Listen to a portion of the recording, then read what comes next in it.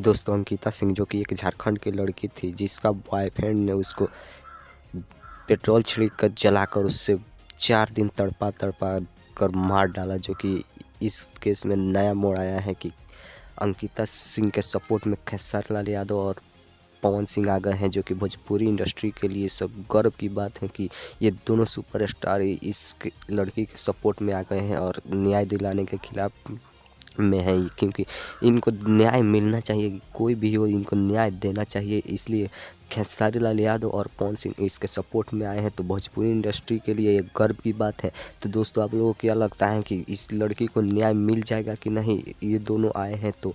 क्योंकि ये दोनों एक से बढ़कर एक सुपरस्टार हैं भोजपुरी इंडस्ट्री के लिए, जो कि बहुत ही गर्व की बात है कि ये दोनों आए हैं इस लड़की के न्याय दिलाने के लिए।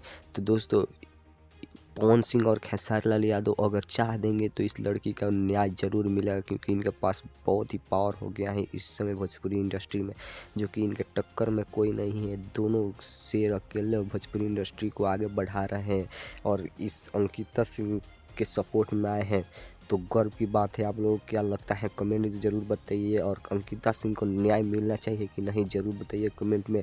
और ये खबर सबसे पहले देखे हैं तो चैनल को सब्सक्राइब करके लाइक कर दीजिए ऐसे ही इंटरेस्टिंग वीडियो देखने के लिए।